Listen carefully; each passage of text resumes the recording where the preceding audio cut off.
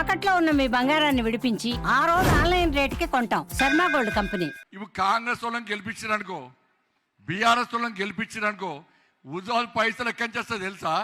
మీ పన్నులు పెంచుతారు, ఇంటి పన్ను పెంచుతారు, నల్ల పన్ను పెంచుతారు, కరెంటు ఛార్జీలు పెంచుతారు.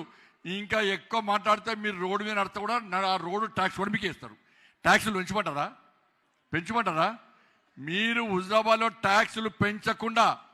ట్యాక్సులు పెంచకుండా అభివృద్ధి జరగాలంటే ఇవాళ పువ్వు గుర్తును మున్సిపల్ చైర్మన్గా గెలిపించి ఎక్కువ మందిని గెలిపించి మాకు అప్పచెప్పండి.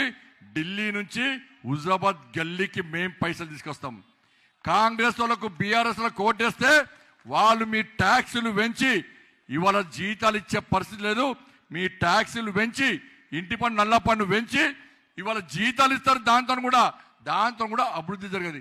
ట్యాక్సులు పెంచి అభివృద్ధి కావన్నా ట్యాక్సులు పెంచకుండా కేంద్రం నుంచి నిధులు తీసుకొచ్చే ఇలా పువ్వు గుర్తు భారతీయ జనతా పార్టీకి అధికారం ఇస్తారా? ఒక్కసారి మీరు ఆలోచించండి. ఇలా మేము కసితో ఉన్నాం, ఒక ఆతృతతో ఉన్నాం. ఇలా అందుకే ఏ సర్వే కూడా హుజరాబాద్లో ఏ గెలిచినా కూడా ప్రజలందరూ వారు వంశలకనే పువ్వు పువ్వు పువ్వు పువ్వు పువ్వు అంటున్నారు. ఇలా ఆలోచించడానికి ఇలా ఒక్కసారి అవకాశం ఏంటి? 10 సంవత్సరాలు బీఆర్ఎస్ వాళ్ళు ఉన్నారు. 10 సంవత్సరాలు బీఆర్ఎస్ వాళ్ళు ఉంటే ఒక్క రోడ్ గ్రామ పంచాయతీకి ఉన్నప్పుడు మున్సిపాలిటీ అయినాక హుజరాబాద్లో నాకైతే ఏం తేడా కనబడతలేదక్క, ఏ మార్పు లేదు. అరే ఒక్కసారి కరీంనగర్ చూడు ఎట్లా వేసినాము. ఇలా చేసే అవకాశం మాకు ఇవ్వండి. ఇలా చేసే అవకాశం మాకు ఇస్తే ఇలా మళ్ళీ వస్తారు కాంగ్రెస్ వాళ్ళు బీఆర్ఎస్ వాళ్ళు గిట్నే మీటింగ్ పెడతారు. మేము ఇది చేస్తాం, అది చేస్తాం, బండి సంజయ్ ఇది చేసినా మేము బాగా చెప్తాం. బుక్స కొట్టింది, ఈ బుక్స కొట్టించి మీకు ఇంటికి వంచినాం. ఇలా బీఆర్ఎస్ వాళ్ళు కాంగ్రెస్ వాళ్ళు పంచమని చెప్పారు. అడగండి 2500 రూపాయలు ఇవి అడగండి. కాంగ్రెస్ వాళ్ళను 4000 రూపాయలు ఇవి అడగండి.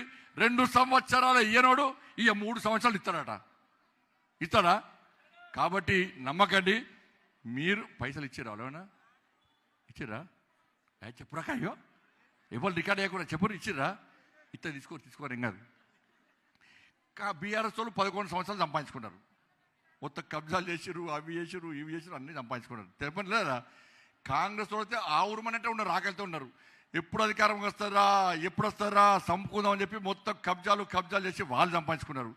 వాళ్ళ పైసలు వీళ్ళ పైసలు అన్నీ తీసుకొని మా ఊళ్ళకి మాకు ఇచ్చుడు ఏమవుతుంది. కానీ ఎక్కడ ఓటు గుద్దాలో అక్కడ గుద్దురి, ఓటు నమ్ముకోకూరి. ఒక్కసారి భారతీయ జనతా పార్టీకి హుజరాబాద్ మున్సిపాలిటీని అప్పచెప్పండి. పన్నులు పెంచకుండా ఢిల్లీ నుంచి నరేంద్ర మోడీ గారిని ఒప్పించి ఈ హుజరాబాద్ మున్సిపాలిటీని అద్దంలా తీర్చిదిద్దే అవకాశం మాకు కల్పించండి. కనీస సౌకర్యాలు కల్పించే అవకాశం మాకు కల్పించండి. మీకు సేవ చేసే అవకాశం మాకు కల్పించండి. రోడ్లు కానీ, మోర్లు కానీ, లైటింగ్ కానీ, కమ్యూనిటీలు కానీ, పార్కులు కానీ, గుళ్ళు కానీ, బళ్ళు కానీ అన్నీ నిర్మించే అవకాశం మాకు ఇవ్వండి. బీఆర్ఎస్ పార్టీకి అధికారం ఇస్తే ఒక్క పైసా మీకు న్యాయం జరగలే.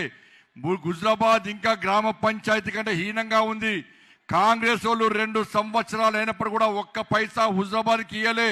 ఇంకా 3 సంవత్సరాలు ఇచ్చే అవకాశం లేదు. రాష్ట్ర ముఖ్యమంత్రి ఒక్క పైసా లేదంటున్నారు. కాబట్టి మీరందరూ హుజరాబాద్ ప్రజలందరూ ఓటు బ్యాంక్గా మారాలి. మాయ మాటలు, మోసపూరితమైన మాటలు నమ్మకుండా ఇలా ఢిల్లీ నుంచి పైసలు తీసుకొచ్చే బాధ్యతలు మాకు అప్పచెప్పండి. ఢిల్లీలో మోడీ గారిని ఒప్పించాలంటే హుజరాబాద్ మీరు మాకు అప్పచెప్పాల్సిందిగా మీ అందరికీ విజ్ఞప్తి చేస్తూ, ఎవరు కబ్జాలు చేస్తోలో, ప్రజల ఆస్తులు దోసుకుంటోలో, అవినీతి పాల్పడలు కనబడుతున్నారు. తెలియన్నా కాంగ్రెస్ వాళ్ళ మోకాలు చూడరు, బీఆర్ఎస్ వాళ్ళ మోకాలు చూడరు. ఒకసారి పిలిపిరాడికి ఇలా మా వాళ్ళతో చూడు, ఎట్లా చూడు, ఒక్కొక్కరు చూడు. వాళ్ళ కసి ఒకటి అభివృద్ధి చేయాలని కసి, హుజరాబాద్ అభివృద్ధి చేయాలని కసి ఉన్నది వాళ్ళందరూ కూడా. కాబట్టి మాయమాటలు నమ్మకూడక మీరు అందరు కలిసేయండి.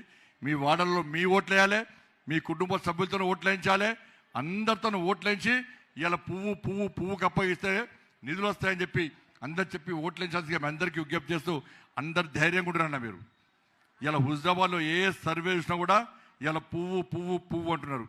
మీ మీద ఇన్ని రోజులు మీరు పార్టీ కోసం కష్టపడ్డారు, ఇన్ని రోజులు పార్టీ గెలుపు కోసం కష్టపడ్డారు, మీ సనాతన ధర్మం కోసం కష్టపడ్డారు. కాబట్టి ఇలా హుజరాబాద్ ప్రజల ఆశీర్వాదం మీకుంటుంది. మనం అందరం కలిసి ఈ హుజరాబాద్ అభివృద్ధి లక్ష్యంగా మనం ముందు పోతాం. మిమ్మల్ని గెలిపిస్తారు ప్రజల ఆశీర్వాదం మీకున్నది. మిమ్మల్ని గెలిపించాక కేంద్రం నుంచి ఇలా వరద లెక్క నీళ్లు రావు, వరదలకు నిధులు తీసుకొచ్చే బాధ్యత నాదని చెప్పి ఇలా మీ అందరి ముందు ఇలా హుజాబాద్ మాట ఇస్తున్నా. అందరు కష్టపడి పనిచేయాల్సిందిగా మీ అందరికీ విజ్ఞప్తి చేస్తూ wish you all the best. మీ అందరికీ ఆ తల్లి అమ్మవారి ఆశీర్వాదం, ఈ హుజాబాద్ ప్రజల ఆశీర్వాదం మీ అందరికీ ఉండాలని చెప్పి ధైర్యంగా పనిచేయండి. మీ వెనుక నేనున్నా, నా వెనుక మా హుజాబాద్ ప్రజలు ఉన్నారు. ధన్యవాదాలు. భారత్ మాతాకి, భారత్ మాతాకి.